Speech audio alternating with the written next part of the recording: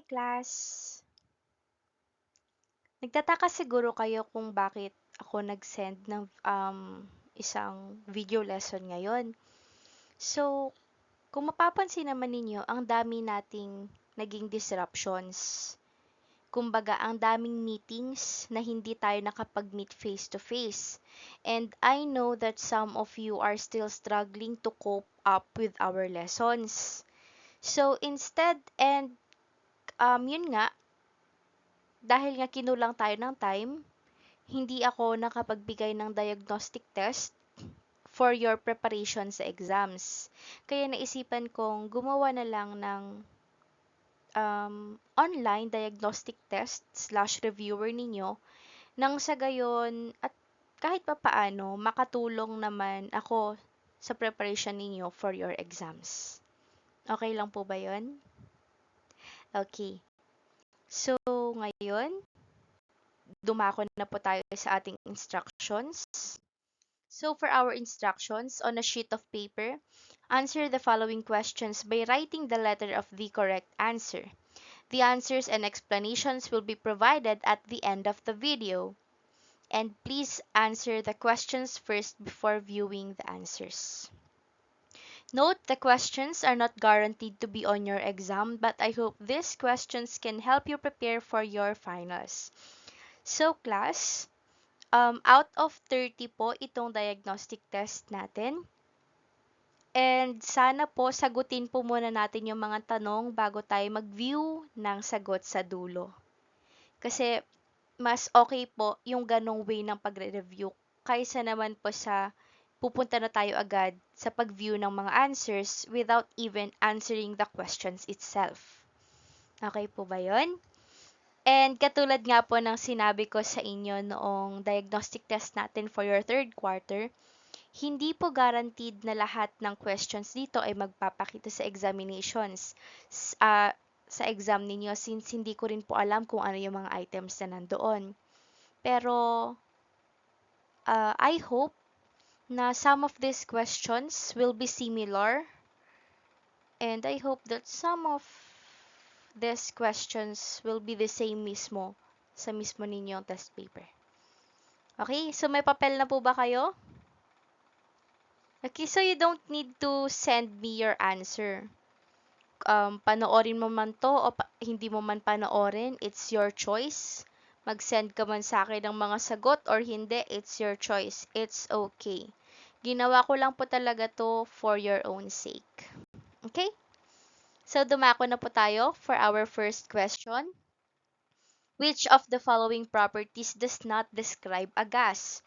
A. Ductility, B. Pressure, C. Temperature, or D. Volume? 3, 2, 1. You can pause this video if you want, okay? Number 2, what type of relationship do pressure and volume have? A. Direct, B. Inverse, C. No relationship, or D. Neutral? 3, 2, and 1. Next, when pressure increases, volume will blank. Letter A stays the same, letter B increase, letter C decrease, or letter D experience nothing. 3, 2, and 1. Excuse me. Next, what temperature scale must all temperature measurements be converted to? A. Fahrenheit, B. Celsius, C. Kelvin, or D. Meter? 3, 2, and 1. Next, a gas at a volume of 4 liters is at a pressure of 2 atm. The volume is changed to 16 liters. What must be the new pressure? A. 2 atm, B. 1 atm, C. 4 atm, or D. 16 atm? 3, 2, and 1. Again, you can pause this video kung kailangan ninyo ng more time.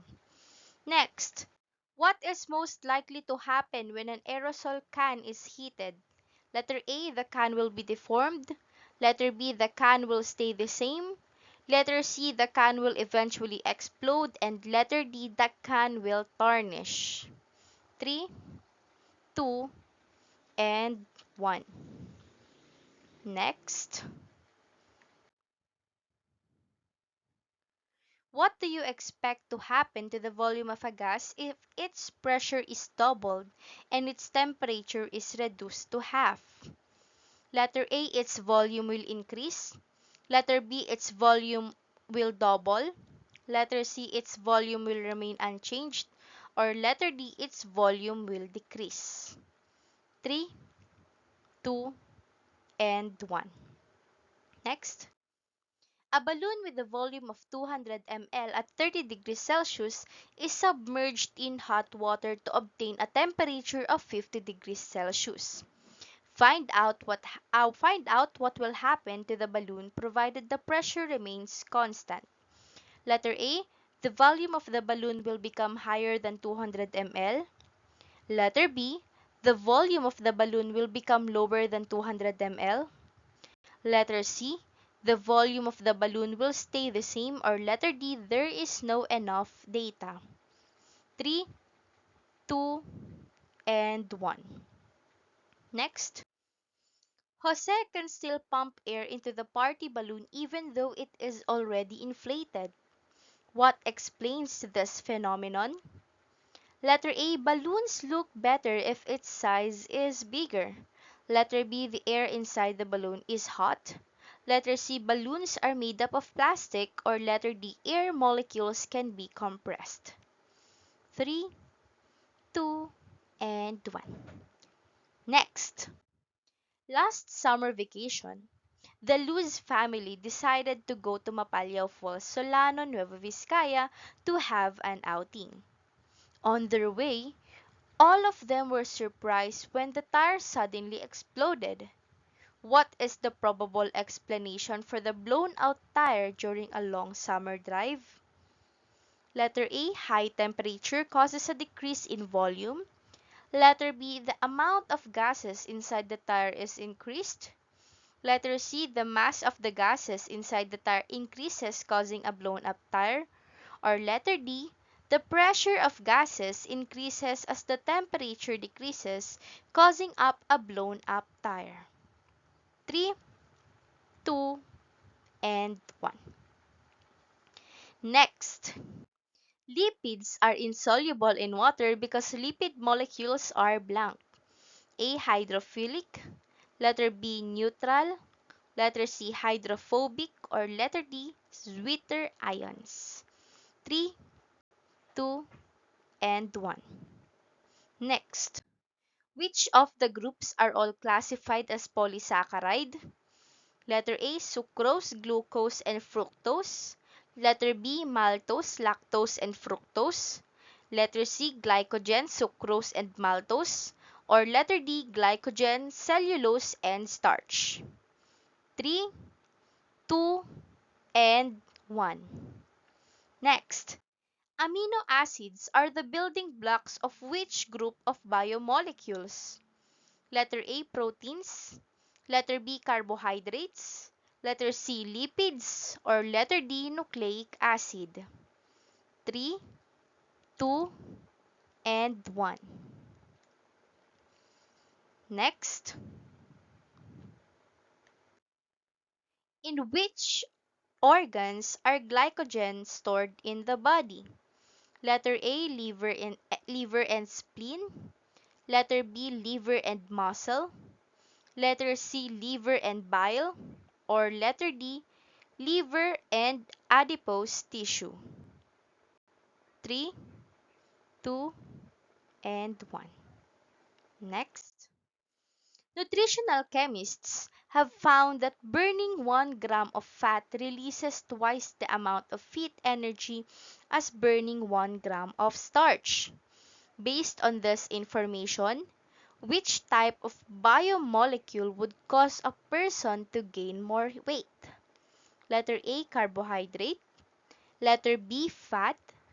Letter C, proteins. Or letter D, nucleic acid. 3, 2, and 1. Next, when digesting a complex carbohydrate, water is added and simple sugar is obtained through which process? Letter A, photosynthesis. Letter B, condensation. Letter C, hydrolysis. Or letter D, dehydration. 3, 2, and 1. Next, which of the following is not present in carbohydrates? Letter A, carbon. Letter B, oxygen. Letter C, nitrogen. Or letter D, hydrogen. 3, 2, and 1. Next, which of the following is the major function of carbohydrates? So, I, structural framework, 2, storage, or 3, and 3, energy production. So, saan dyan sa tatlong yan? Letter A, 1 and 3 only. Letter B, 1 only. Letter C, 2 only. Or letter D, 3 only. Next, the sugar in RNA is blank while in DNA is blank.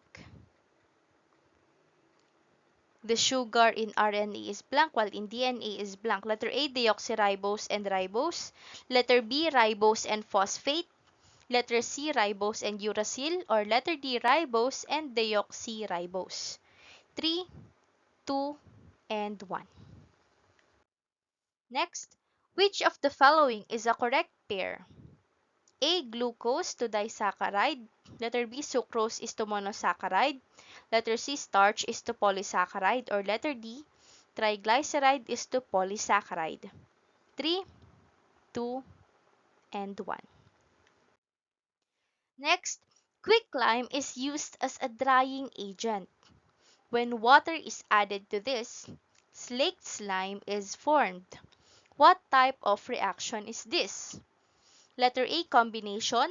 Letter B, single displacement. Letter C, decomposition. Or letter D, double displacement. 3, 2, and 1. Next.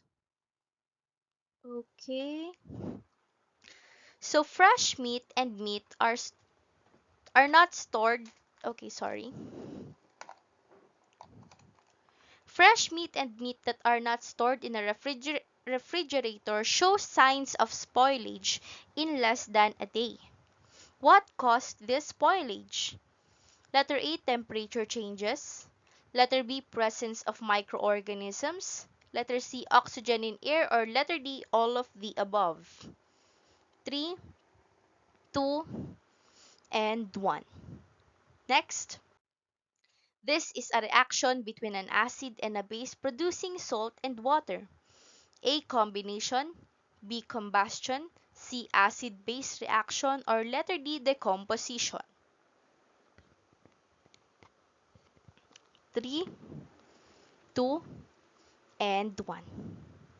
Next, according to the law of conservation of matter, you might have a carbon atom in you that came from a dinosaur. How is that possible? Letter A, it's not possible. Carbon is created fresh from plants as part of sugar. Letter B, the carbon changed forms many times through physical and chemical changes, but was never destroyed. Letter C, the carbon became energy which you used later. And letter D, you probably ate a piece of fossil directly. 3, 2, and 1. Next, which of the following is the correct balanced reaction? A, 2C3H8 plus 10O2 will yield to 6CO2 plus HH2O. Letter B, C3H8 plus O2 will yield to CO2 plus H2O. Letter C, C3H8 plus O2 will yield to 3CO2 plus 2H2O. Or letter D, C3H8 plus 5O2 will yield to 3CO2 plus 4 2HO. 3, 2, and 1. Next, what does the law of conservation of matter refer to? Letter A, when added to a system, energy can destroy mass. Letter B, matter can be destroyed but not created. Letter C, matter can be created but cannot be destroyed. Or letter D, matter cannot be created or destroyed. 3, 2, and 1. Next, what are the reactants in the following equation? H2 plus O will yield to H2O. A, hydrogen, B, oxygen, letter C, water, or letter D, hydrogen and oxygen. 3, 2, and 1. Next, these are substances that are produced in a chemical reaction. Letter A, reactions, letter B, reactants, letter C, productions, or letter D, products. 3, 2, and 1. Next, this factor explains why more calamansi juice can remove stains in clothes. Letter A, surface area. Letter B, temperature. Letter C, concentration. Or letter D, catalyst. 3, 2, and 1. Next, this is one of the leading reasons why metals rust and statues fade easily. A, rain, B, nothing, letter C, acid rain, or letter D, temperature. 3, 2, and 1. Okay, that ends our questions. So ngayon, bibigyan ko kayo ng 10 seconds to finalize your answers.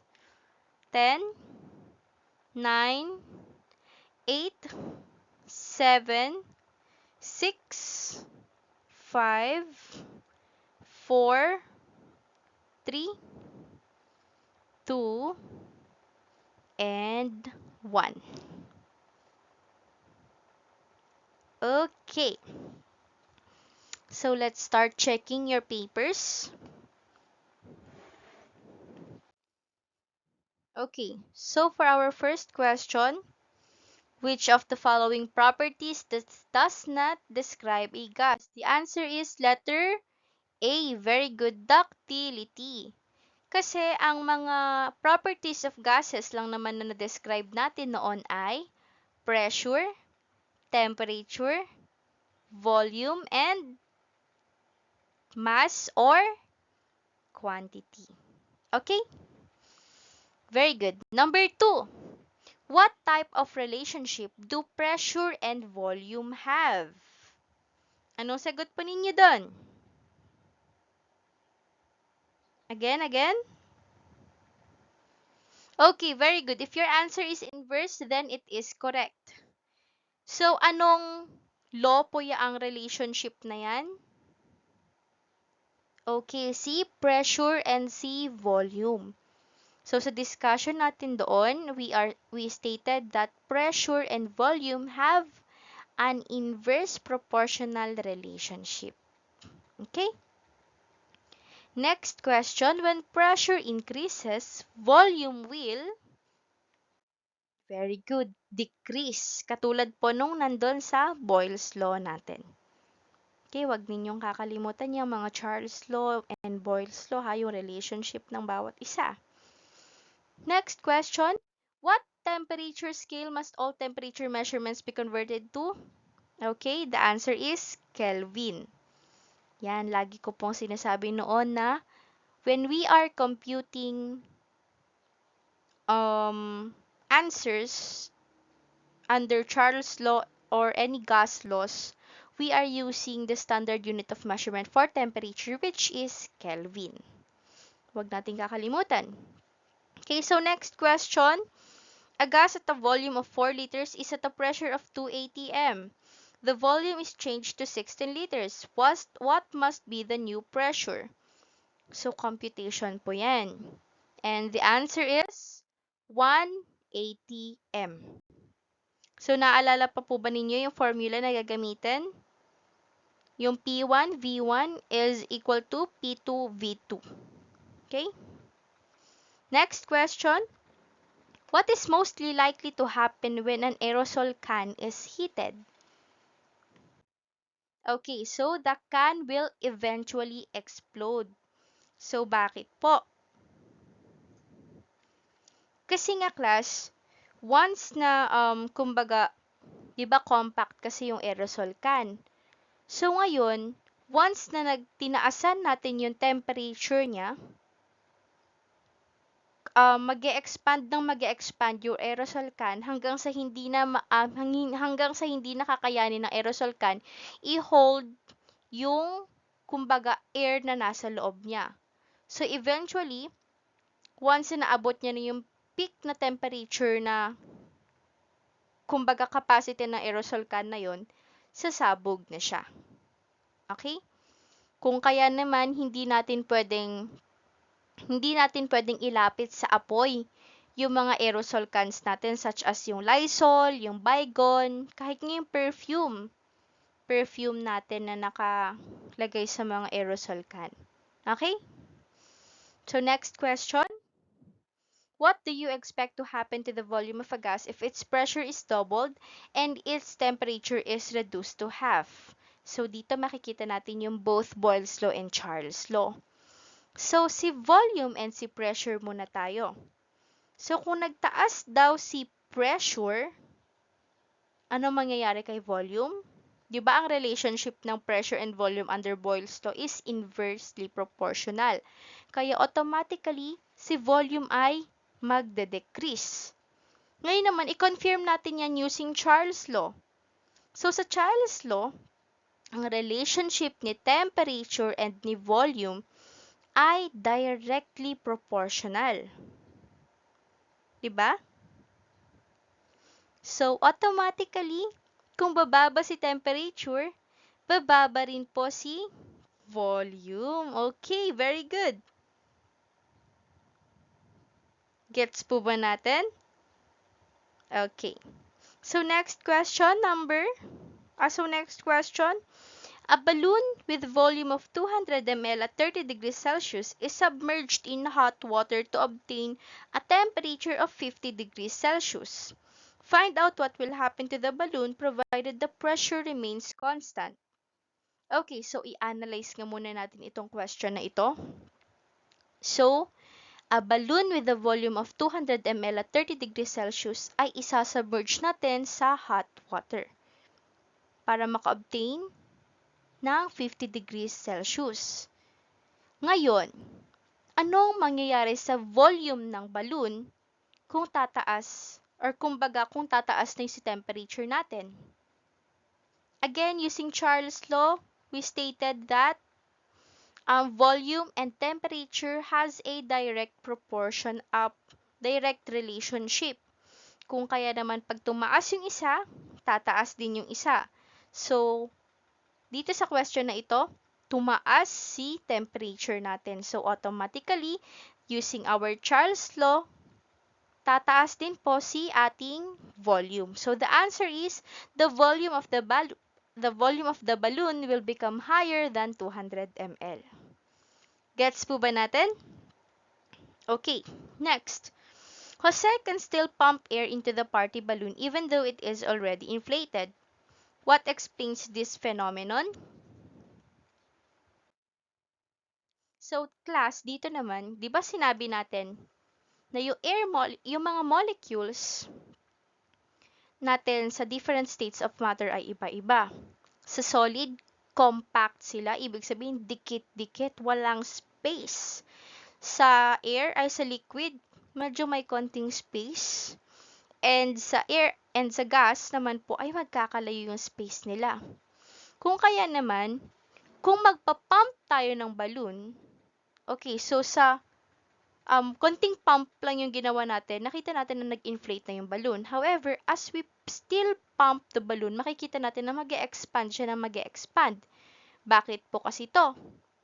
Kasi 'di ba, class, air molecules can be compressed kasi magkakalayo sila. So, kahit pump tayo ng pump doon, ang mangyayari lang dun sa ating air molecules ay madadagdagan ng madadagdagan.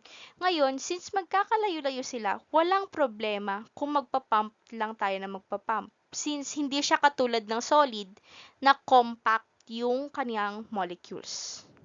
Okay? So, kaya nakakapag-pump pa rin si Jose ng air sa party balloon kahit na mukha na siyang inflated is because yung air molecule sa loob ay pwede pang makompress. Kasi nga, magkakalayo-layo po sila. Naintindihan po ba natin?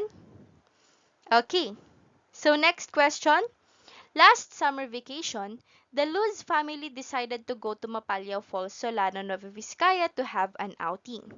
On their way, all of them were surprised when the tire suddenly exploded. What is the probable explanation for the blown out tire during a long summer drive?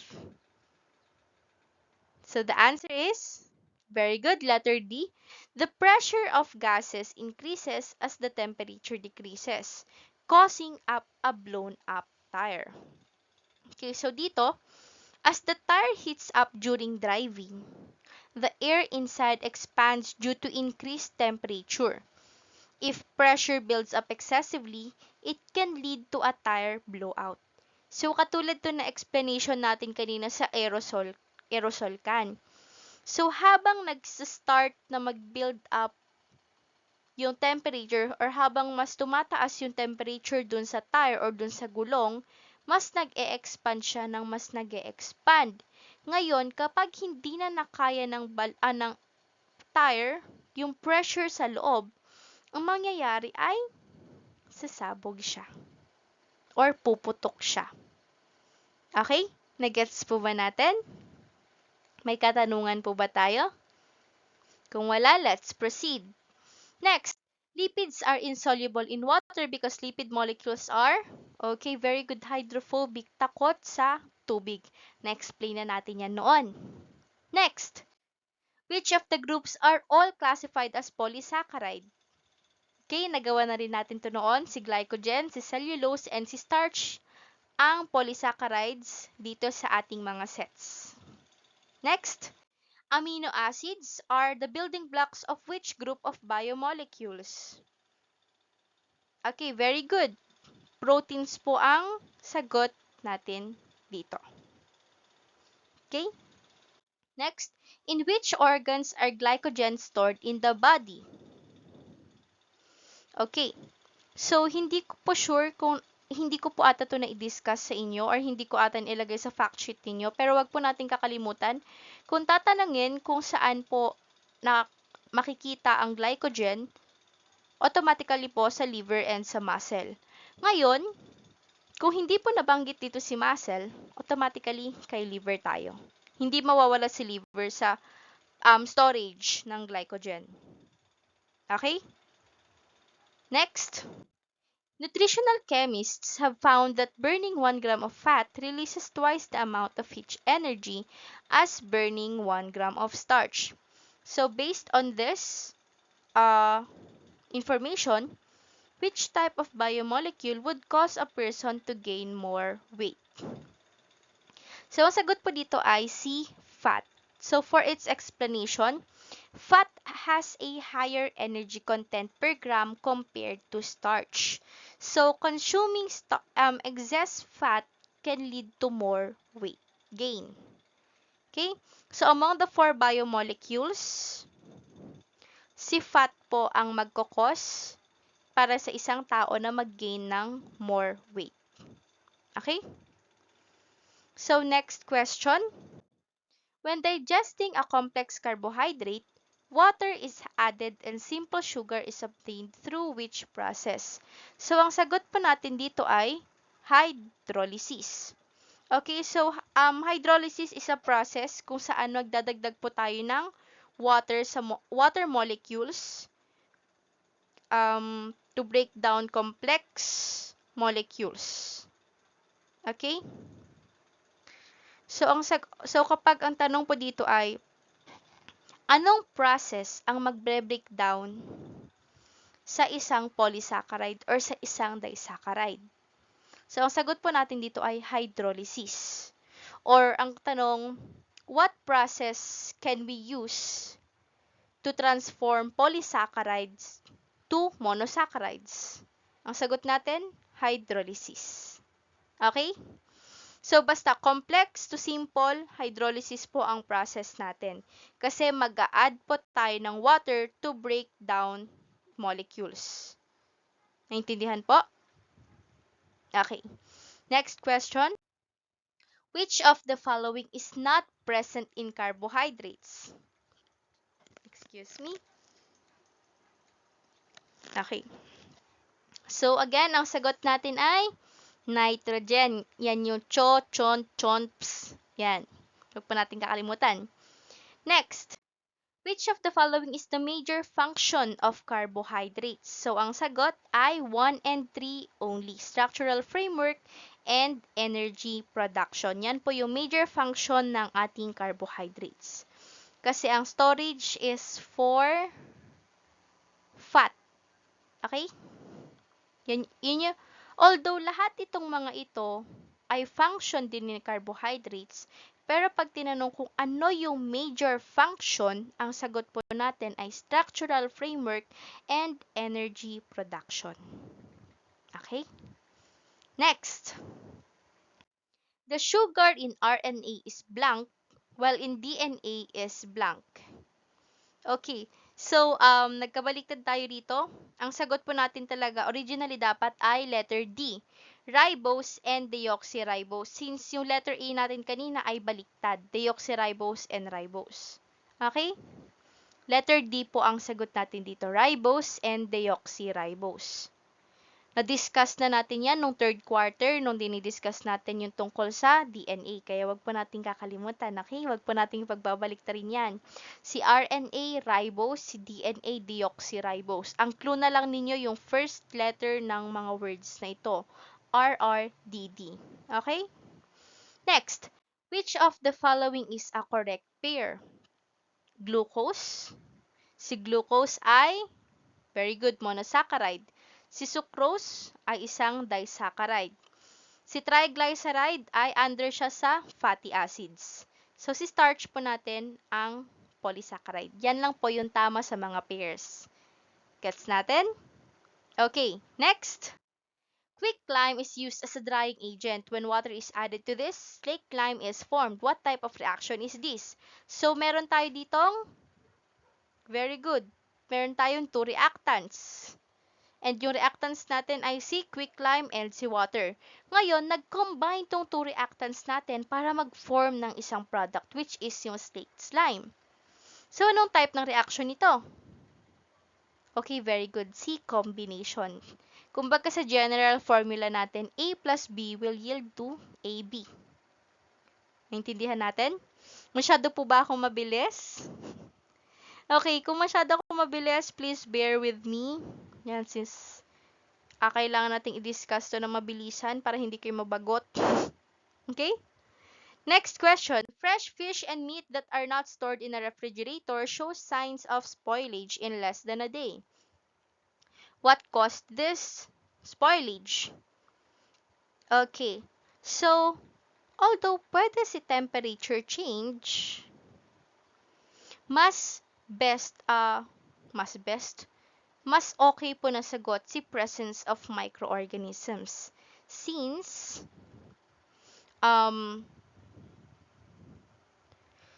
dahil nga hindi sila ni-ref, nagkaroon ng mas mabilisang reaction between the food and the microorganisms. And dahil nga dun sa presence ng microorganisms na ito, mas mabilis na nabulok yung mga pagkain. Okay? Okay. So, next question. Okay, so for dito, okay.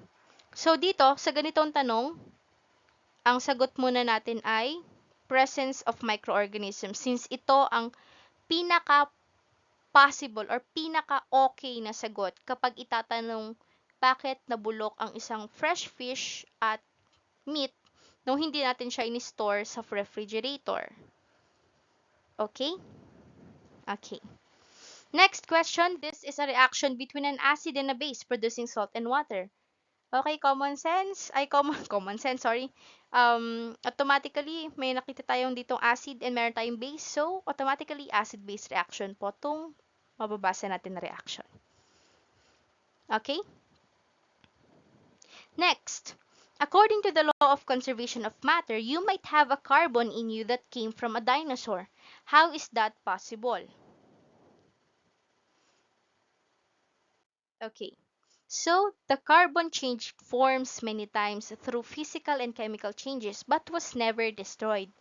Kasi nga 'di ba, diniscuss natin sa conservation of matter or conservation of mass that matter cannot be created nor destroyed.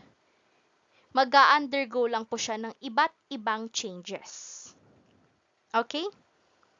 So, yan ang conservation of mass natin. Hindi tayo mass or matter. Hindi tayo makakagawa ng isang matter or hindi rin tayo makakasira ng isang matter. Ang mangyayari lang po, mag-undergo lang po siya ng iba't ibang changes. Okay? Very good. Next question, which of the following is the correct balance reaction?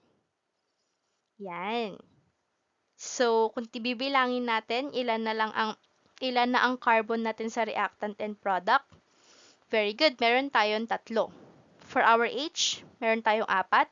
And for our O, meron tayong 10 sa reactants. And kung titignan natin dito, sa CO2, meron tayong 6 na oxygen. And sa water, meron tayong 4 na oxygen atoms. So, pag bibilangin natin yan, magkakaroon tayo ng 10 oxygen atoms. So, equal na po siya. Okay? Next question, what does the law of conservation of matter refer to? Katulad ng sinabi ko kanina, matter cannot be created or destroyed. Okay? Next question, hindi ko na mabalik. Next question, what are the reactants in the following equation? Okay, very good. So, ang sagot po doon ay hydrogen and oxygen. Si reactants. Paulit-ulit ko na po yung ina-explain noon. Si reactants, laging nasa left side. Si product, laging nasa right side. Hindi po yan pwedeng magkapalit. Okay?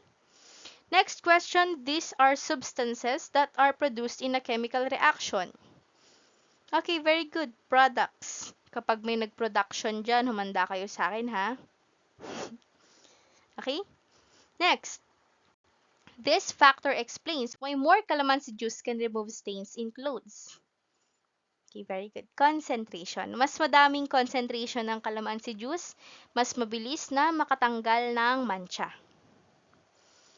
And lastly, this is one of the leading reasons why metals rust and statues fade easily. It's because of acid rain. Okay. So, ilan ang nakuha ninyo, class? Yung honest na nakuha ninyo, ha? Pwede bang paki-comment sa baba kung ilan yung score talaga ninyo? Okay. So, that ends our reviewer, class. That ends our review lesson this day. I hope na nakatulong itong tong video lesson at tong video na ito sa pagpre-prepare ninyo for your final exam. And I wish you all the best. Sana makapasa kayong lahat. Okay? So, good luck, class. Huwag ninyong kakalimutan yung PETA ninyo after your exam, notebook. So, sa Monday, magbibigay na ako ng mga checklist kung ano yung dapat makita ko sa notebook ninyo.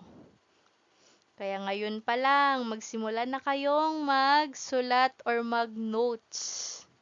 Okay? Okay. So, good luck.